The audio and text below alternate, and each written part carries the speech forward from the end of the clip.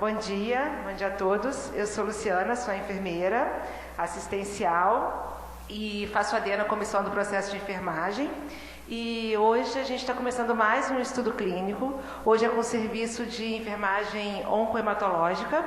E gostaria de saber quem são as pessoas que estão presentes, quem são os funcionários aqui do hospital.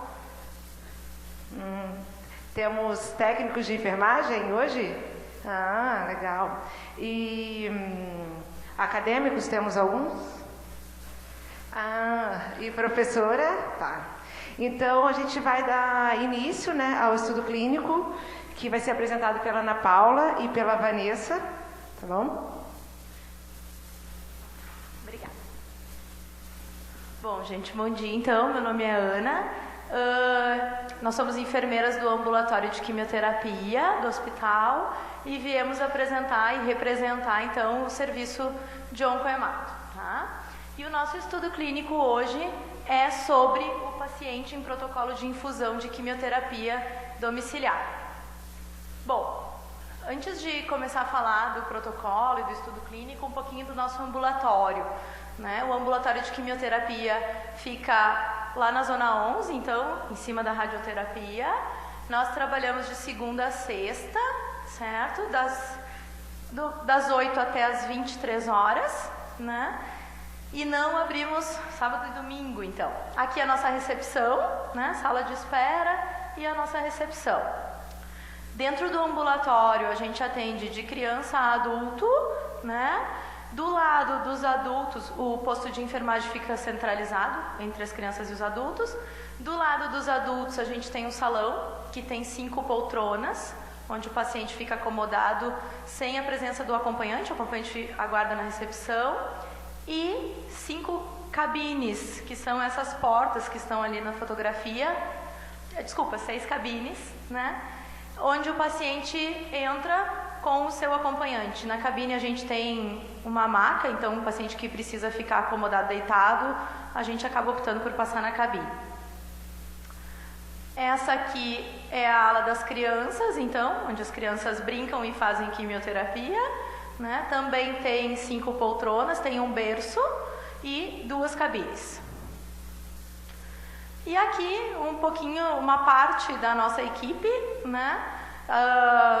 Tem parte do administrativo, tem enfermeiras, tem técnicos de enfermagem, tem médico, nem todo mundo está aqui, né? Tem 2 enfermeiras nossas que estão na plateia, tem técnicas nossas na plateia. Nós somos 12 enfermeiros, 5 técnicos de enfermagem e mais o pessoal do administrativo. Bom, o nosso serviço lá de quimioterapia não anda sozinho, né? Então, trabalham junto com a gente, né? O pessoal da onco, a equipe da mastologia, que também prescreve quimioterapia, a gente executa no ambulatório, hematopediatria, oncopediatria, alguns pacientes da reumato e da nefro, que fazem pulsoterapia, que são drogas quimioterápicas, então a gente acaba administrando no ambulatório. O administrativo, a psicologia, que a gente tem lá dentro do ambulatório junto com a gente, serviço social, a nutrição, a farmácia e o CEMIV, que é onde são manipuladas as drogas quimioterápicas.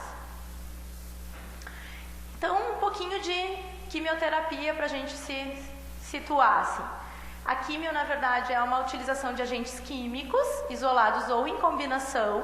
Na grande maioria das vezes, na quimioterapia são usadas mais de uma droga, então é uma combinação de drogas, que tem o objetivo de tratar, então, tumores malignos.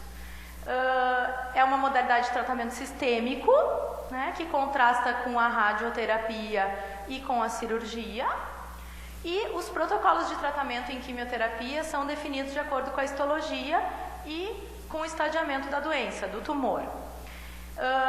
Essa combinação de drogas, então, tem a finalidade de atingir, né, a célula, cessando o crescimento tumoral e agindo nas diferentes fases de divisão celular. E a dose da quimioterapia é sempre calculada de acordo com a superfície corporal de cada paciente. Então, o paciente é sempre pesado e medido antes da consulta e antes da quimioterapia para que se calcule a dose do tratamento. Todo paciente que a gente atende em quimioterapia, a princípio eu digo porque às vezes alguns não comparecem, mas eles são agendados para o grupo de orientações, né, de pacientes com câncer em quimioterapia. Esse grupo de orientações, que existe há 3 anos e meio, ele acontece 2 vezes por semana, né, segundas e quintas-feiras, e nele são agendados os pacientes que irão começar a quimioterapia durante essa semana. Então, o objetivo desse grupo é orientar os pacientes e familiares sobre os efeitos adversos, como funciona a quimioterapia, as rotinas do nosso ambulatório, né? Ele é dado por enfermeiras, eu sou uma delas e a outra colega é a Aline, né? E os pacientes participam, então, uma única vez. É um grupo que funciona muito bem, porque o paciente chega para nós lá muito mais tranquilo, sabendo do que ele espera, né? E ele consegue se cuidar muito melhor, né? Porque quando não existia o grupo, a gente dava as primeiras orientações na primeira consulta, mas acontecia de uma forma bem mais rápida e era menos efetivo. A gente não conseguia passar todas as informações. E no grupo a gente tem um tempo dedicado só para isso. Então, a gente fala da dinâmica do ambulatório de químio, sobre a identificação do paciente, a gente já explica o uso das pulseirinhas, a importância dele conferir o seu nome, dele chamar atenção para que a enfermeira confira a droga com o rótulo do tratamento, fala sobre os efeitos do tratamento quimioterápico, as reações adversas mais comuns e como lidar com elas, cuidados de higiene, proteção, cuidado com hidratação, alimentação. A gente explica o uso das medicações usadas em casa para controlar os sintomas do tratamento. Pede e fala da importância do paciente nos sinalizar qualquer alteração durante a infusão da quimioterapia. Então, todos eles têm uma campainha na sua poltrona, caso precisem, para chamar. Em que momento eles devem procurar a emergência do hospital, porque como é um paciente ambulatorial, a gente quer que eles consigam lidar, na maioria das vezes, com seus sintomas em casa, evitando, né, a exposição às infecções na emergência, mas tem algumas situações em que eles devem procurar, né? E os contatos com a equipe de enfermagem e com a equipe médica que a gente passa também no grupo e retira as dúvidas que eles têm. Bom, então vamos ao nosso caso clínico, né? Nós escolhemos um paciente masculino de 49 anos, branco, que tem o ensino médio completo, reside em Porto Alegre, é católico e veio acompanhado, então, da sua esposa. Motivo da primeira consulta no ambulatório. É um paciente que chegou para nós para iniciar tratamento adjuvante com quimioterapia. O protocolo dele é o FOLFOX. O que seria o FOLFOX, então, para vocês entenderem? Na verdade, o protocolo de químio, normalmente, eles são siglas, né? E as siglas, na maioria das vezes, é o início do nome da droga, né? Então, o F é do fluoracil, OX de oxaliplatina, que são as 2 drogas que a gente usa nesse protocolo. Como é que funciona esse protocolo? Então, assim, a oxaliplatina e o ácido folínico, o paciente chega no ambulatório, né, e vai receber uma parte da quimio no ambulatório, que é a oxaliplatina e o ácido folínico. Então, ele recebe essas 2 medicações em 2 horas, cada uma em bomba de infusão, em concomitância lá no ambulatório. Recebido essas 2 drogas, a gente administra o 5-fluoracil em bolos, que vem numa seringa, tá? Então, acabou aquilo ali, a gente administra em bolos, em 1-2 minutos, e em seguida a gente instala o infusor ambulatorial, né? Que vem com uma dose maior de fluoracil. Esse infusor ambulatorial, ele é programado para correr em 46 horas. Então, o paciente vai para casa com esse infusor. Deixa eu mostrar para vocês, então. Não. ele está fechado, gente, porque ele foi retirado de um paciente. Então, para não haver exposição de quimioterapia aqui no ambiente, ele está lacrado. Mas só para vocês conseguirem entender, até dá para passar, né? Tá, então vamos lá. Aqui, acho que fica melhor. Aqui é o infusor, certo? Depois vai mostrar a foto para vocês entenderem. Mas ele vai de 0 a 2,5 a graduação. E ele tem um capacetezinho, vamos imaginar assim que a gente explica para o paciente, que vai descendo. Então, no início ele está em 2,5 e em 46 horas ele tem que estar marcando 0, tá?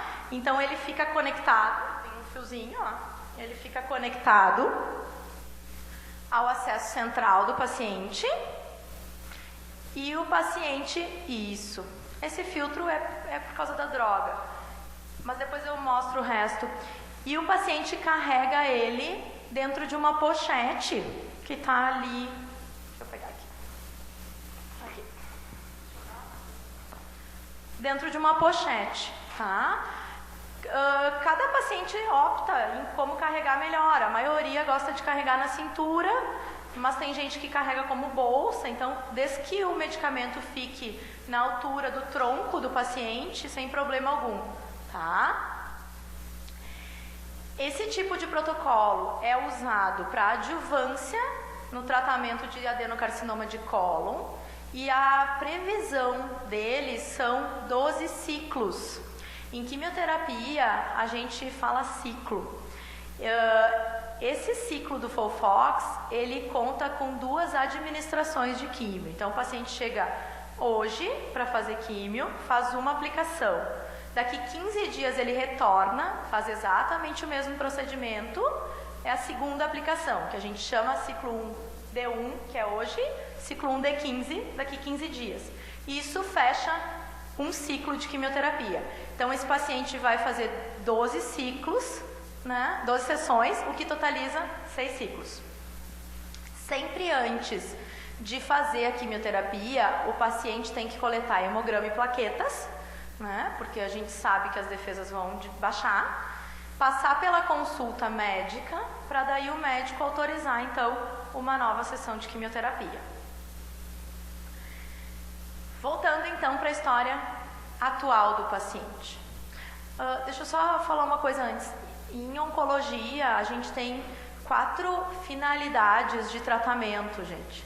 É a neoadjuvância, que a gente faz quimioterapia antes da cirurgia, adjuvância, quando a quimioterapia é feita posterior à cirurgia, paliativo, que é o tratamento que visa diminuir os sintomas da doença e melhorar a qualidade de vida do paciente, e o curativo, que é usado em situações menos frequentes, mas normalmente tumor de testículo e alguns linfomas têm tratamento curativo, tá? Só para situar. História atual do paciente, então. Esse paciente vinha com dor abdominal e crise de vômitos, já fazia 1 ano, estava fazendo tratamento para H. pylori, mas em janeiro piorou dos sintomas e resolveu procurar a emergência, então, do Hospital de Clínicas. Nisso, ele internou, dia 23 de janeiro, realizou laparotomia exploradora, com colectomia direita e ilho transverso anastomose. Então, que ele recebeu o diagnóstico de adenocarcinoma de cólon. O que significa o TNM? TNM é uma classificação de tumor. T é tamanho tumoral, né, que vai de 3 a 1, então ele tinha um tumor pequeno, o 1 é o menor. N, que é a presença de alguma lesão tumoral nos linfonodos, ele tinha N1. E M, que significa metástase, o paciente não tinha metástase, M0. A história passada do paciente, ele nega qualquer cirurgia, qualquer uso de medicamento, nenhuma outra comorbidade. História familiar, o paciente que na época tinha um irmão de 46 anos internado aqui no Hospital de Clínicas, nos cuidados paliativos, com o mesmo diagnóstico. Alergias desconhece e o paciente ciente do diagnóstico e também do tratamento que lhe é proposto. Paciente lúcido, orientado, coerente, nega qualquer dor. Eupneico, ventilando em ar ambiente, sinais vitais todos estáveis. Isso é importante falar, né? Quando a gente fez o estudo clínico que a gente discutiu no COP, mas os sinais vitais estão estáveis. Sim, os nossos pacientes, na maioria das vezes, têm sinais vitais estáveis e eles estão estáveis, senão eles teriam que fazer a quimioterapia internado, né? Então, o paciente ambulatório é um paciente que deveria estar estável para ter condições de se recuperar em casa, né? Acesso vascular. Então, colocou um catéter venoso central totalmente implantado no dia 3 de fevereiro, que é o Portocat que a gente conhece, em subclávia direita. Com boa aceitação via oral, refere ingerir em torno de 500 ml de água por dia.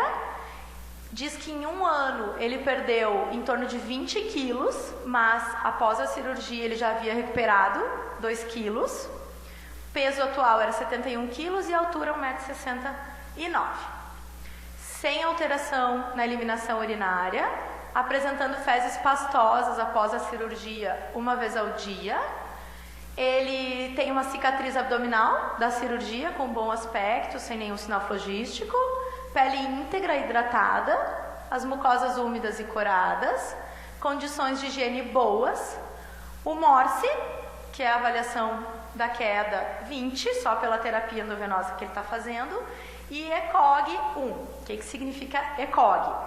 ECOG é uma tabela que a gente usa no ambulatório de quimioterapia e os oncologistas usam durante as suas consultas para avaliar a performance status do paciente. Para nós isso é muito importante, porque se a gente inicia um tratamento com o paciente em plenas condições e 2 meses depois o paciente está acamado, essa quimioterapia não está tendo benefício para o paciente, né? A gente tem que tratar visando também a qualidade de vida que ele possa ter. Então vai de 0 a 5 o ECOG. 0 é o paciente ativo, totalmente capaz de realizar suas atividades. 1 é um paciente que tem restrição a algumas atividades físicas rigorosas, mas capaz ainda de realizar trabalhos leves, tá?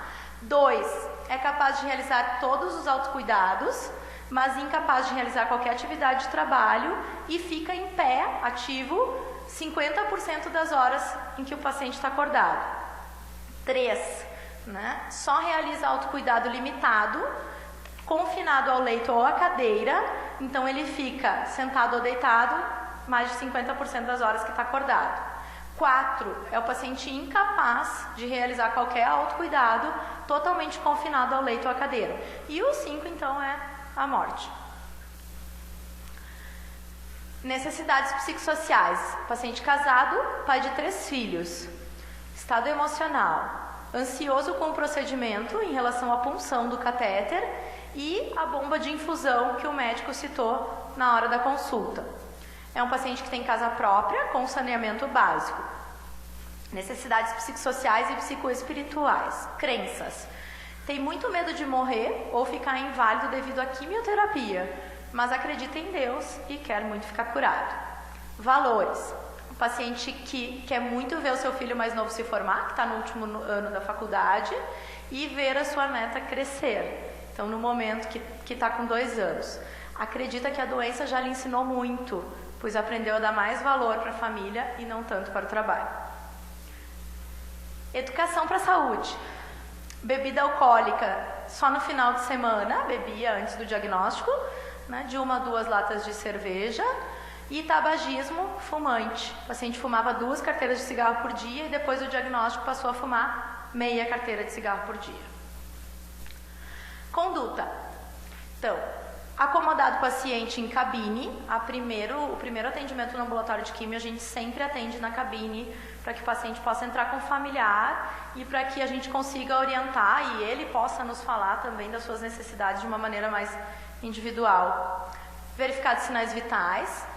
Funciona o catéter totalmente implantado em subclávia direita, com agulha Uber 19/20, tem bom fluxo e refluxo e faz o curativo transparente. Administrado pré-medicações, paciente em quimioterapia no ambulatório sempre tem uma pré-medicação, que normalmente é o ondansetron, que é um antiemético, junto com a dexametasona, que está aqui nesse momento para potencializar o antiemético. Em seguida, instalo 716 mg de ácido folínico concomitante com 152 mg de oxaliplatina em 2 horas, ambas na bomba de infusão. Após administrado 716 mg de fluoracil em bolos, vem numa seringa, a gente administra, e instalado infusor, então, de 46 horas, com 4.296 mg de fluoracil. Fornecido álcool e máscara, álcool gel e máscara. No ambulatório, os nossos pacientes sempre têm máscara e álcool gel. A gente fornece na primeira consulta, no primeiro atendimento e nos demais quando necessário. Né? O álcool a gente pede para eles trazerem um potinho, a gente enche nos dispenser e entrega cheio. E deixa a campainha ao alcance do paciente. Conduta de educação. Paciente e familiar participaram do grupo de orientações, então estão cientes das orientações básicas. Então é feito as orientações específicas ao paciente, apresentando o catéter e desmistificando. As pessoas têm muito medo do catéter. A gente tem um catéter lá avulso que a gente mostra, explica como funciona, que ele pode dormir dos 2 lados, que ele pode estender roupa, que ele, o catéter não vai se deslocar, então acaba tirando um pouco do medo do paciente em relação a isso. Explica o protocolo de tratamento e os possíveis efeitos adversos. Então aqui a gente explica o protocolo específico do paciente, quanto tempo fica, quais são as drogas, qual é o efeito específico daquela droga. O uso de máscara e álcool gel, a gente sempre reforça a importância disso. Oriento a evitar alimentos e objetos gelados. A oxaliplatina é uma droga que reage de maneira negativa com o frio.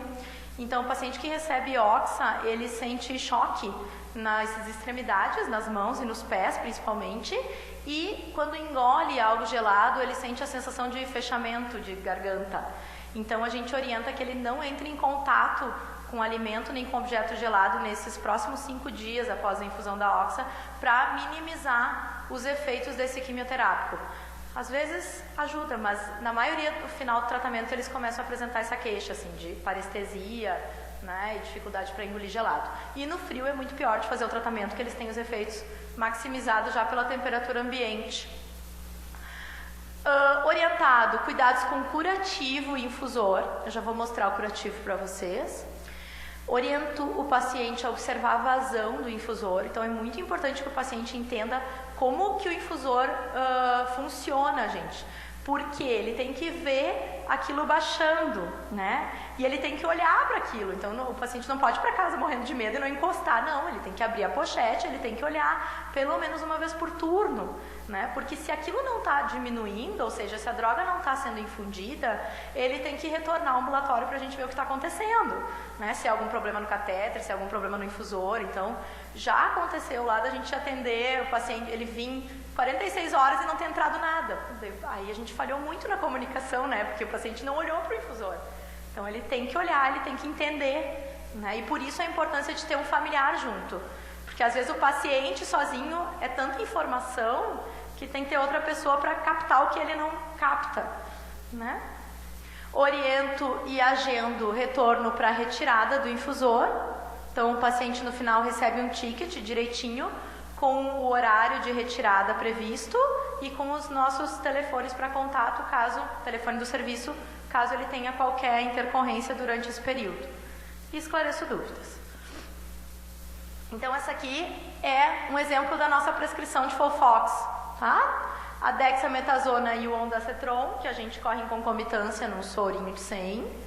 O ácido folínico e a oxaliplatina, ambos em 2 horas. O fluoracil em bolos. E o fluoracil, eu podia clicar aqui, Fluoracil infusional, 46 horas. Esse ondansetron que está aqui, o paciente retira na FAP para uso em casa, a fim de minimizar os parefeitos do tratamento. Então ele vai tomar fixo por 7 dias. Bom, o que a gente avalia como necessário para que esse paciente possa realizar esse tratamento? Não é qualquer paciente que tem condições de realizar esse tratamento, Então, o mínimo que ele tem que ter é saneamento básico, Ele não pode ser um paciente que não tenha mínimas condições de higiene, já que ele vai para casa com acesso central permeável, Cognição, então é um paciente que tem que saber identificar a vazão do infusor, que tem que saber reconhecer que aquilo está diminuindo, ele tem que ter um mínimo de cognição possível. Transporte, a grande maioria dos pacientes que a gente atende no ambulatório são do interior, então são pacientes que vêm com transporte da prefeitura. Esse paciente tem que ter condições de vir hoje e tirar daqui 2 dias, então ele vai ter que retornar no ambulatório.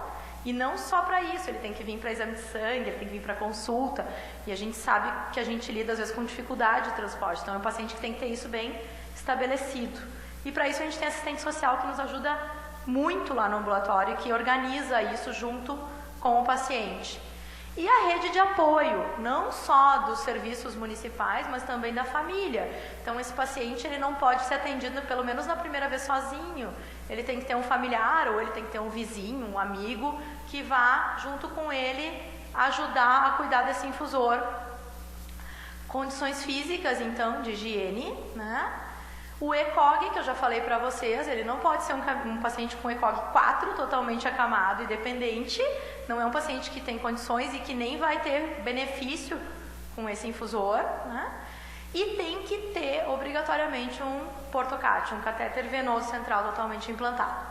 Então, aqui é a foto de um paciente que recém colocou o portocate, tanto que ele está com ponto ali ainda e está com hematoma do procedimento, né? Esse aqui é um portocate, tá? Então ele é um dispositivo redondo de titânio e silicone e fica embaixo da pele. Esse ponto é retirado em 10 dias, às vezes a gente retira ou eles retiram no posto, se eles vêm para tratamento a gente acaba retirando, senão eles retiram na unidade básica de saúde. Esse aqui é um kit portocate que a gente usa para punção, parecido com de sondagem vesical, mas só tem uma cuba redonda, né? A gente usa sempre 2 dânulas, então quando a gente conecta uma droga quimioterápica, a gente não tira para conectar a outra, a gente usa 2 dânulas para segurança do profissional, para não respirar os gotículas os aerosóis da quimioterapia, tá? Aqui, o Clave que a gente usa para também evitar os aerosóis, então na ponta da agulha Uber a gente sempre coloca o Clave. E a nossa agulha Uber vem com esse Clave de segurança. Opa, aqui, esse amarelinho aqui. O que aconteceu quando a gente começou a usar o protocolo, né? O paciente ia para casa e como ele dorme e fica com o infusor, já aconteceu algumas vezes o paciente clampear sem querer aquilo ali e a medicação não entrar. Isso a gente vai aprendendo conforme a gente vai usando.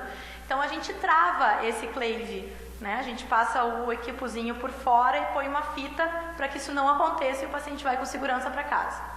E ali está o curativo transparente, estéril, que a gente usa no curativo. Então aqui é um exemplo de curativo e a forma como o paciente vai para casa. Opa! E ali está o que eu falei para vocês, ó, a fitinha ao redor do clamp e o Clave logo após o final para a gente evitar os aerosóis. Então a bomba de infusão vem assim, fechada para nós, que é a que a gente tem ali, né? O Fluoracil, ele é fotossensível, então ele vem numa proteção azul, a pochete, e esse é o nosso paciente, bem real, tá? Outra coisa importante, o paciente, o infusor, ele sofre variação de temperatura. Então a gente sabe que quando está mais frio, o infusor pode correr mais lentamente. Quando está mais quente, o infusor pode correr mais rápido, tá? Para evitar essa variação grande durante a vazão do medicamento, ele tem um dispositivo termossensível que a gente tem que deixar fixado na pele do paciente. Então isso também é outro cuidado que o paciente tem que ter. Se aquilo desgruda, ele tem que grudar de novo em casa para evitar a variação de temperatura, tá? E ali o paciente com a pochete já pronto para ir para casa com o seu infusor. Essa é a foto do infusor, então aqui é um infusor cheio, né? E aqui um infusor zerado. E o que eu falei para vocês é esse capacetezinho aqui, ó. Essa linhazinha aqui com a mão esquerda, ali. Bom, diagnósticos de enfermagem, então. Bom, então agora a gente abre para vocês, para a gente discutir quais são os diagnósticos de enfermagem que nós poderíamos abrir para esse paciente, né? O que vocês acham? Que a gente, a partir dos sinais do paciente, dos sintomas, de como é que ele chegou para o nosso ambulatório, o que a gente poderia abrir de diagnóstico, né? Alguém? Alguém quer falar?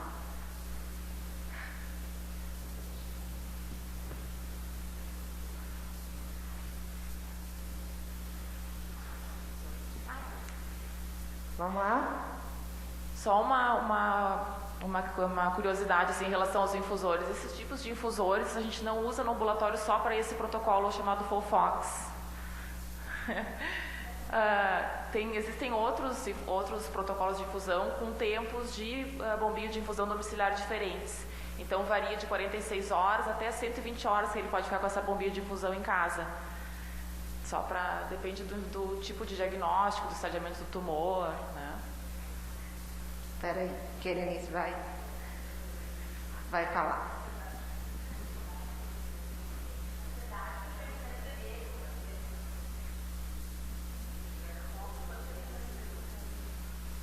O risco de infecção, né, pelo procedimento invasivo. Sim.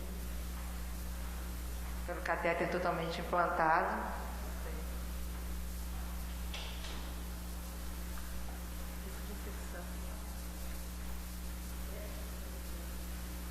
Conhecimento eficiente, né?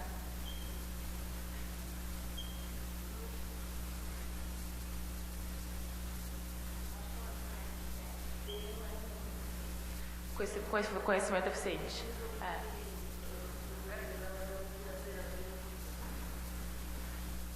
Tu é terapêutica, não estou conseguindo lembrar da terapêutica. Proteção ineficaz?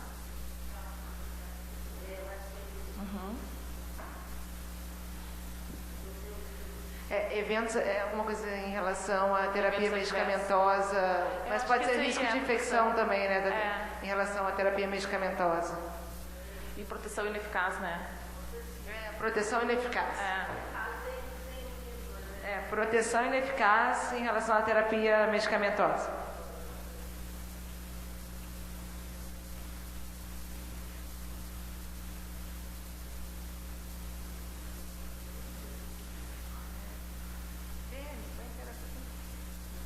Terapia medicamentosa.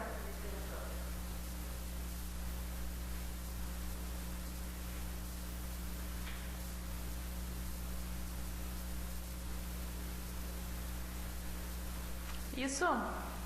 Mais alguma coisa? Bom, então tá. Agora. Então vamos ver aqui os fatores relacionados, fatores de risco e as características definidoras, tá? Fatores relacionados: conhecimento insuficiente de recursos, porque é a primeira vez que ele é acometido com câncer, né? Então ele não sabe nada do tratamento e dos efeitos adversos. Informações errôneas apresentadas por outros, isso é muito comum no paciente que chega pela primeira vez na quimioterapia, que tem aquelas conversas de recepção, tem a conversa com o médico, a conversa com familiares que tiveram quimioterapia. Aí tem alguns que dizem, tá fazendo aquela vermelha que cai cabelo, que vomita até não poder mais. Então eles já chegam muito atormentados assim, com as informações que recebem dos outros, né? Fatores de risco, então, conhecimento insuficiente para evitar exposição a patógenos. Como ele não sabe como ele tem que lidar com isso, ele pode daqui a pouco estar molhando aquele adesivo e aí tem um risco de infecção maior, né? Por exemplo. Procedimento invasivo, que é o portocate, ele vai ter sempre um catéter venoso central, apesar de estar totalmente implantado, quando a gente bota a agulha, ele está exposto à infecção, né? Imunossupressão, que a quimioterapia sempre vai baixar a imunidade, entre o 7º e o 10º dia o paciente tem um risco de baixar a imunidade e contrair alguma infecção, né? Características definidoras, aqui a gente pegou alguns trechos do caso clínico, né, para ilustrar.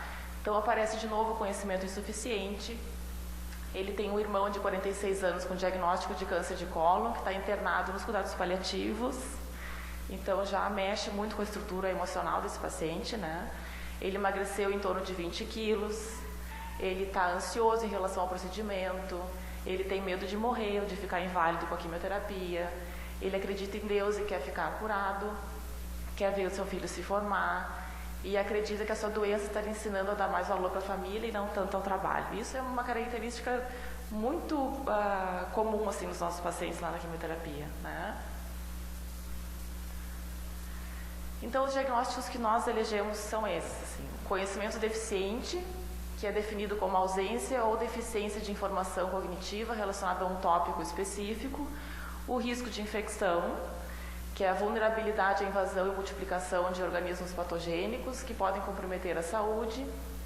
Disposição para a melhora do autocuidado, que é um padrão de realização de atividades para si mesmo que ajuda a atingir as metas relativas à saúde e pode ser fortalecido. Esse paciente era um paciente muito, apesar da doença, ele era muito rígido e muito bem cognitivamente, assim. Então, ele tinha condições de, por isso que a gente colocou esse diagnóstico de que ele tem uma disposição para a melhora do autocuidado. E aí, então, esses diagnósticos que nós levantamos aqui, a gente também pensou quando a gente foi fazer o estudo clínico e tal, né? Porque lá no ambulatório de quimioterapia a gente não tem ainda o diagnóstico de enfermagem na evolução. Isso vai chegar, se Deus quiser, com a GHUs, que a gente não tem no ambulatório ainda. Então, para nós foi um exercício super rico, assim, fazer essa avaliação de diagnósticos, enfim. Então, a ansiedade, sim, ele tem ansiedade, mas para nós, como é um momento fugaz ali na quimioterapia, não vale a pena a gente levantar esse diagnóstico e não conseguir acompanhá-lo, né? Então, a gente não levantou isso como principal. Conhecimento deficiente é um diagnóstico muito importante para nós ali na quimio, porque a nossa função toda é a orientação, né? O risco de infecção nós levantamos e a proteção ineficaz em relação à terapêutica, ele vai ter, na verdade, só voltando aqui, o risco de infecção, nesse instante ele ainda não tem, porque o risco de infecção vai vir com a quimioterapia. Então, no dia da quimio ele está rígido, não tem nenhum risco, a imunidade dele está ótima para fazer a quimio. Sim, de infecção pelo Portocard, tem razão.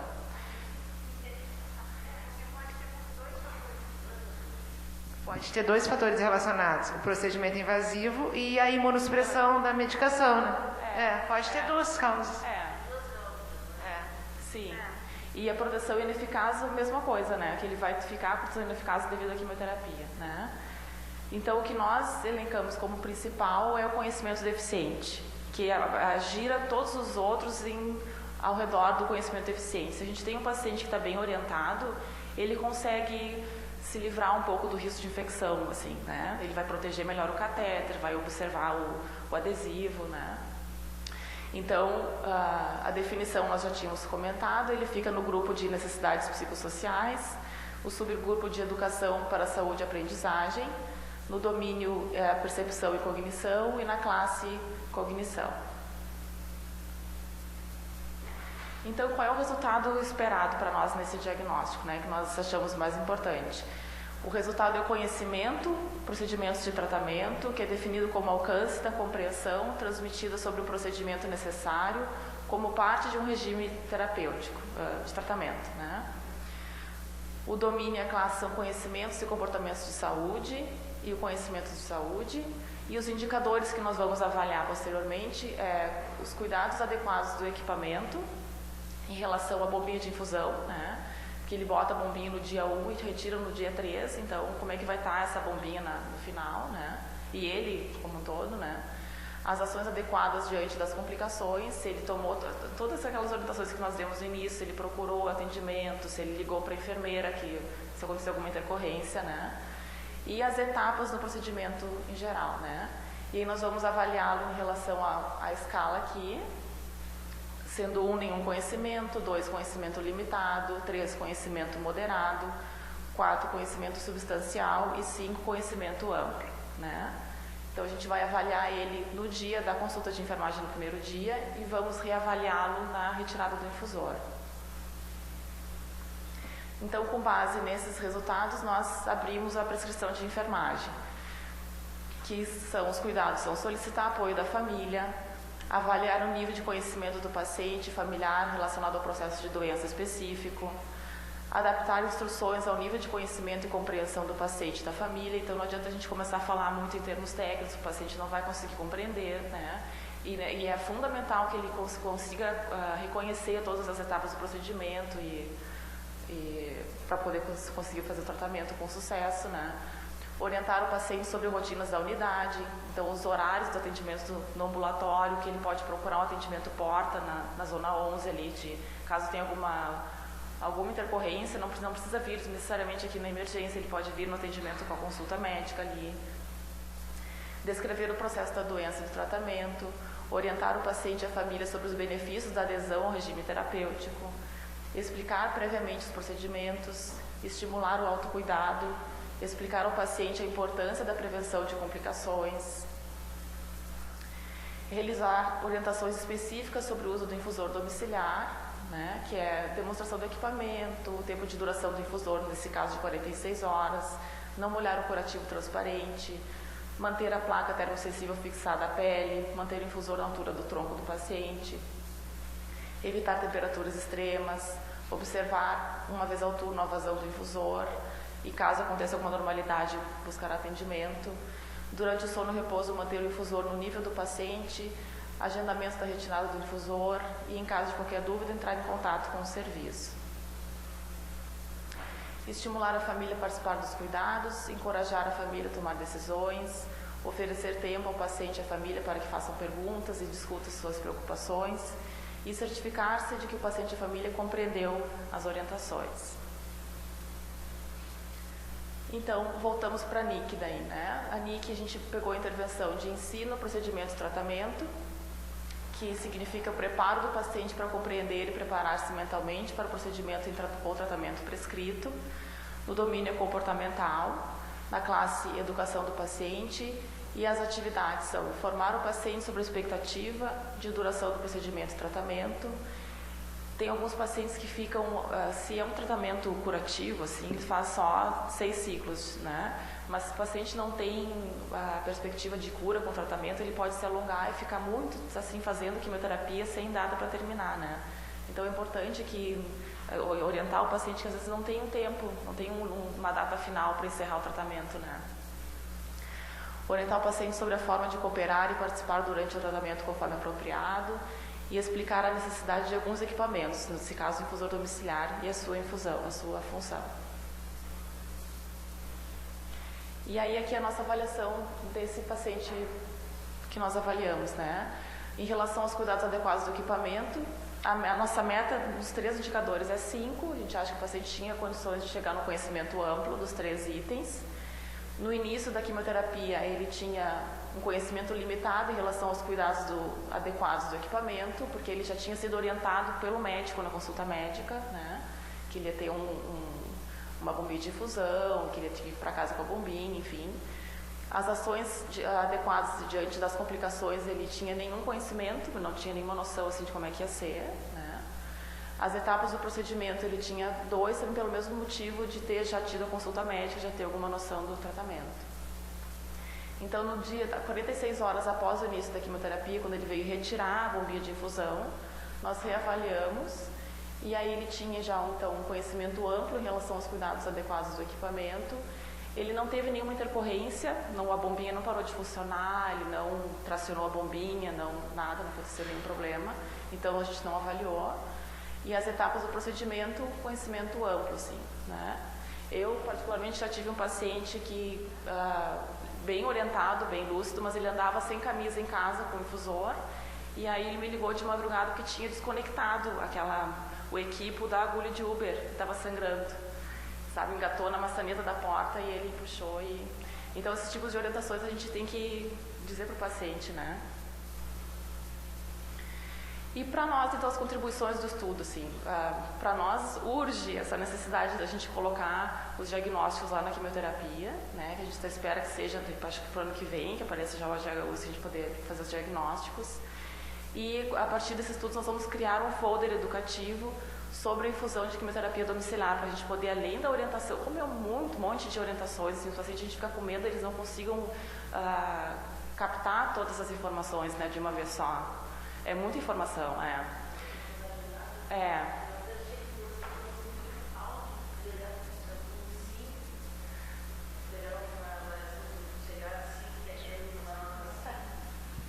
Achei muita pretensão vocês pegar um 5 para quem... Eu sei disso. disso, mas achei assim, eu comentei com o colega, assim, vou botar uns 5 para quem a recém está começando. Mas eles são muito lúcidos, assim, os pacientes são, é como a Ana falou, assim, paciente que não tem condição cognitiva ou física, eles não conseguem fazer quimioterapia nesse momento, eles têm que esperar melhorarem para daí, ou tem que ter uma rede de apoio familiar que ajude, né, em casa, para conseguir fazer, porque senão não invalida, não há possibilidade, assim. Tá. Não, eu só fiquei em dúvida, passa um pouco... Voltar? O fato de vocês colocarem o não avaliado, se vocês avaliarem que ele não teve nenhuma alteração. Não, o que a gente queria dizer é assim, se ele tivesse tido uma intercorrência, por exemplo, ele descolou o adesivo, vamos supor, ou descolou o sensor termosensível do abdômen do paciente, ele procurou atendimento, o que ele fez com essa intercorrência, sabe? Vocês avaliaram. Não ocorreu. Diante da complicação. Como ele não teve nenhuma complicação, também não teve nenhuma ação. Sim, mas tu avaliou, tu perguntou se houve. Ah, sim, pode ser. Então, quer dizer, seria o não avaliado, seria o não ocorreu. Eu acho que Não para esse ocorreu. vai ter que ser uma outra escala, alguma outra. A escala de Likert de 1 a 5, acho que para esse poderia ser uma outra. não se aplica, pode ser. Isso, eu acho que o NA não se aplica, né? Acho que é. Mas também, agora, me fez pensar outra situação. De repente não se aplica de forma concreta, mas a gente pode perguntar para ele, e se o senhor tivesse desconectado a agulha, o que o senhor ia fazer? Sim. Né? De repente, dessa forma, a gente poderia avaliar. Eu acho, Né? também. Que aí. Conhecimento sem que a prática tivesse aplicada, mas o conhecimento sim, né?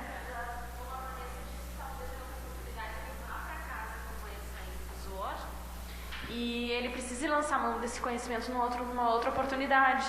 Tá? Eu queria aproveitar e falar assim, eu admiro muito o trabalho das gurias, elas sabem disso, né? E essencialmente é um trabalho educativo. Para além da questão técnica, que a gente vê que é muito assim presente, tem a questão da educação. E é um dos pacientes que está contido na nossa política, nosso plano de educação, né?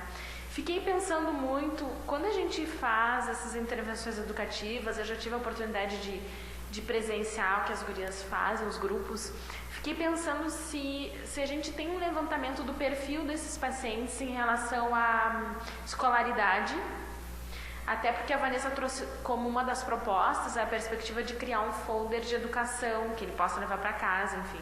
E eu acho que isso é uma preocupação grande da instituição, assim, como é que a gente está veiculando essa informação ali para que dê conta de atender o perfil dos pacientes que a gente atende. Porque a gente tem pacientes muitas vezes idosos, pacientes que são aqueles analfabetos funcionais, que a gente diz. Então, assim, isso eu acho que é uma coisa para pensar e até para fazer um levantamento que perfil, que paciente é esse que está vindo buscar o atendimento aqui, né?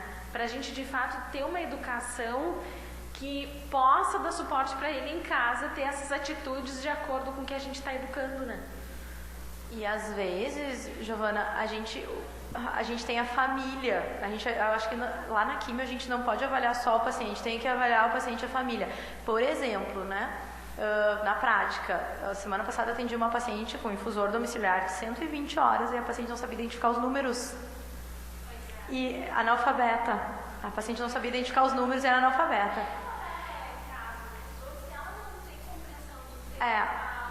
Mas era uma paciente em que o tratamento ia causar um benefício imenso. E se a gente não faz o infusor domiciliar, só para vocês saberem, o paciente tem que internar essas 120 horas no mínimo para ficar recebendo essa medicação. Então tem todo o custo da internação. Então a gente também fica numa sinuca de bico. A gente não pode dizer, não vamos atender esse paciente porque ele não tem condições. Não, a gente tem que dar um jeito de atender esse paciente. Então, graças a Deus a gente tem assistente social, chamamos assistente social, né? A assistente social reuniu toda a família, ela tinha 7 filhos, né? Os 7 filhos contrataram uma pessoa para cuidar dessa paciente, uma pessoa lúcida, orientada. Então foi feita a orientação da pessoa que vai cuidar, de 3 filhos que vão acompanhar, e hoje essa paciente está recebendo e correu super bem com o infusor domiciliar. Então, avaliar só o perfil do paciente, não, na quimio eu ajudei a olhar o paciente e a rede de apoio, né? Não digo nem família, é rede de apoio, porque às vezes a gente já tem paciente indígena que a rede de apoio era isso, entende? Não era família, então, né? E a gente tem que pesar isso. A gente realmente tem que trabalhar, a gente aqui tem que adequar, né?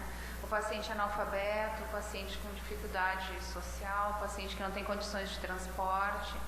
Então, eu acho que é dessa forma que a gente trabalha. A gente faz uma ginástica diária, né? Porque os pacientes são de diferentes perfis, né? Então, eu acho que tudo é válido. O folder é válido, a forma de buscar o recurso com a colega, com o assistente social, né? Buscar os recursos na comunidade desse paciente, enfim. E olha só, esse paciente analfabeto foi lá, buscou a família, buscou as pessoas que estão envolvidas e conseguiu fazer o tratamento. Isso faz parte, né, do nosso. E isso normalmente cai pra gente, né, da enfermagem, porque eu até, quando eu atendi a paciente, eu disse pra médica, doutora fulana, como é que essa paciente vai, né? E aí ela disse, mas como ela assinou? Eu disse, a filha assinou, eu não me dei conta. Eu disse, mas é super importante, né? Então a gente na enfermagem, justamente, graças a Deus por a gente ter essa condição de atender numa cabine, de ter um tempo para conversar com esse paciente, uma escuta ativa, assim, e de entender como é que funciona essa rede do paciente, a gente consegue às vezes diagnosticar isso, né? O que falta para esse paciente, como ajudar, né? E a interdisciplinaridade, que a gente não trabalha sozinho, né? A gente precisa dos outros. Eu também queria parabenizar as meninas, porque o trabalho foi maravilhoso, muito esclarecedor. Eu não sabia como que funcionava e achei muito legal. E fiz algumas perguntas para elas, que elas me responderam antes, mas eu vou perguntar de novo como que funciona esse infusor, como que ele infunde essa medicação. E uma outra coisa, eu queria saber como que vocês estão registrando isso nesse momento, porque é muito rico, todas essas orientações, vocês estão fazendo um trabalho muito legal e muito completo. E como vocês estão falando, vocês estão esperando a GH use, mas e nesse momento, como é que vocês estão? Bom, primeiro a bomba de infusão funciona a vácuo, então no momento que ela vem, aqui, aquela outra já não tem mais, ela vem do CEMIV, do Centro de Misturas Intravenosas, com um clampzinho azul, que está fechado, o equipo está fechado. No momento que a gente conecta o clampzinho azul, obrigada. Aqui não tem mais, a gente já tirou, né?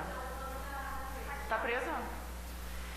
No momento que a gente muda ele com uma forma de segurança nossa, porque, a gente, de novo, né? O que já aconteceu? Da gente liberar o paciente com o infusor clampeado e ele voltar 46 horas e não ter corrido nada porque a enfermeira esqueceu de tirar o clamp. Né? Honestamente já aconteceu. Então, o que a gente resolveu fazer como medida de segurança? Tirar o clamp e grudar na bomba. Porque aí é uma ação a mais para evitar, né? Então, esse paciente vai com o clamp. Ou, por exemplo, o paciente desconectou, enganchou na porta. E o que ele faz naquele momento para a químio não ficar saindo? Então, ele tem o clamp aqui e a gente tem condições de orientar ele a clampear o infusor. Então, esse clampzinho azul aqui, ó, vem assim. Né? E em relação aos registros, a gente evolui tudo, o máximo que a gente pode na evolução. A gente pula aquela parte do diagnóstico que não temos ainda no sistema todo, né? Teria que ser manual daí. Então a gente evolui todo, é uma baita evolução, assim. Aliás, o estudo clínico a gente copiou e colou, assim, do estudo clínico. Então vocês conseguem evoluir todas as orientações que vocês estão fazendo? Sim. Ah, tá. Tirar o infusor, ele também é evoluído. Né? As condições em que se apresenta o curativo, o infusor está zerado, a gente podia ter colocado uma cópia da nossa evolução ali na retirada, mas o paciente também é evoluído. A gente só não faz diagnóstico. Eu sugiro que vocês tinham que publicar isso, tá? Aqui, ó, ficar gravado, que vocês têm que se comprometer. Gente, ficou muito legal. Obrigada. A gente gostou muito de fazer também. Ficou muito legal. E é bem legal porque quando a gente sentou para ver os diagnósticos, o primeiro que veio na cabeça foi o risco de infecção. Mas aí a Maria do Carmo tinha dito, não, acho que é educação. E nós, não, é infecção, né? A enfermeira, né? E aí quando a gente começou a pensar, a gente pensou, mas se o paciente é educado, o risco de infecção dele se torna secundário em relação ao conhecimento, né? Então, a ansiedade diminui, acho que a educação ajuda tudo. A gente aprendeu bastante também. Foi muito legal fazer. Ficou muito bom, muito bom. Mais alguém? Não, era isso.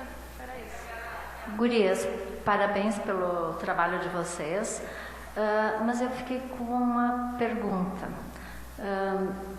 existe um mito, ou enfim, existe uma ansiedade, principalmente das mulheres, em relação à quimioterapia e à sua autoimagem, ou seja, a perda do cabelo.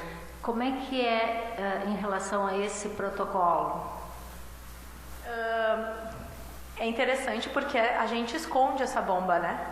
A gente orienta o paciente porque a bomba fica embaixo da blusa.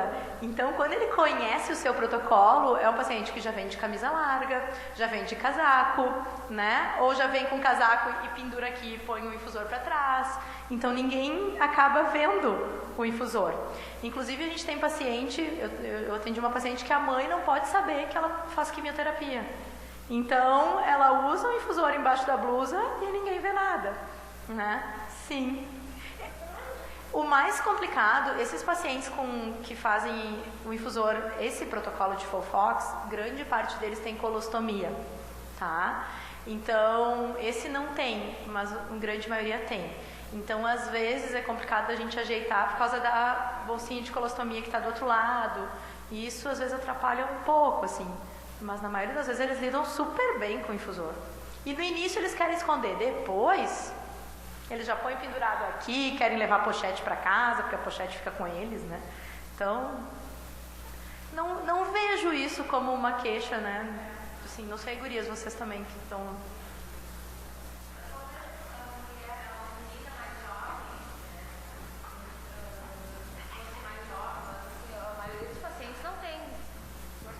Não tem problema nenhum, assim, com a questão da imagem, assim. Eles ficam bem tranquilos, assim. Fica bem escondido mesmo, né? Fica bem escondido. E a gente teve uma leva de umas pochetes bem mais bonitas do que essas, que ficavam bem justinhas, e aí eles guardaram aquelas.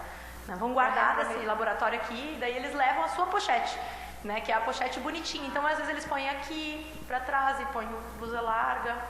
Bem tranquilo. Tranquilo mesmo. Bem tranquilo. Ela é descartável.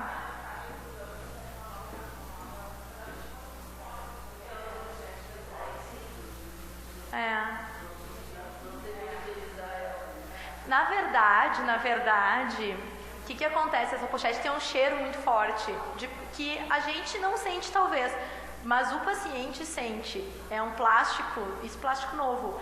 Então, o que alguns deles fazem? Eles têm a sua pochete. Então, eles levam para casa, lavam a pochete com um amaciante, uma coisa que dê um cheiro bom. E aí, quando eles vêm, eles trazem a sua pochete, que não tem o cheiro. Isso é bem comum acontecer. Então, a gente guarda na sua pochete.